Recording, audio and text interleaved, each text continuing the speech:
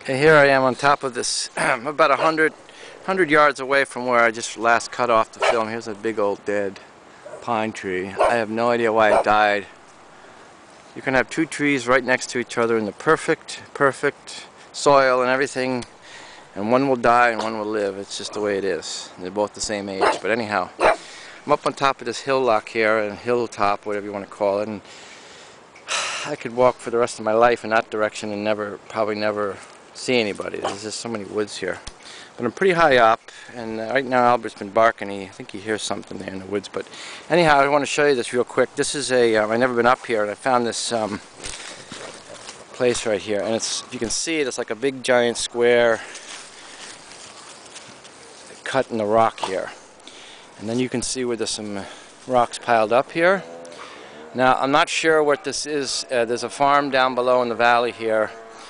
And this could be an old, like a not a greenhouse, but a root cellar type. And Norway's always been able to make things out in the rocks while using dynamite. So this could have been blasted out, but I have a feeling this was some sort of a Nazi bunker at one time. Now, Norway was occupied from I believe it was 1940 to 1945, somewhere in there, and basically it was peaceful, but the Germans were here, and they used the fjords on the western coast as bases for the submarines to go out and to torpedo ships in the Atlantic. But it wasn't until towards the end of the war that they discovered heavy water, up in somewhere up in northern Norway, up in Telemark, and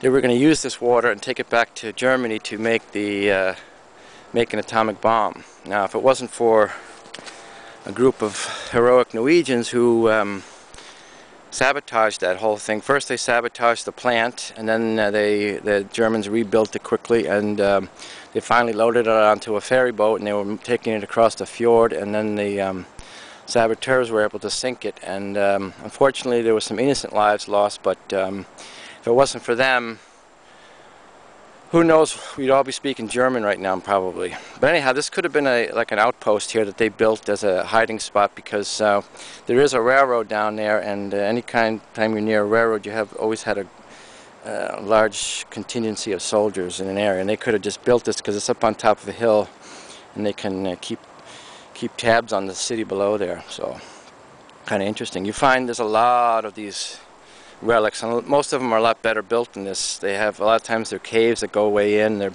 built bunkers, and you see machine gun spots they set up with on the top of a mountaintop, overlooking like a railroad station or something. And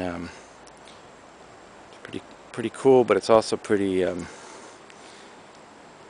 depressing. Anyways, okay, this is gonna be the last clip for now. I'm gonna get the dogs back home and give them their lunch. Been hiking for a while now, and they're pretty tired. Okay, bye.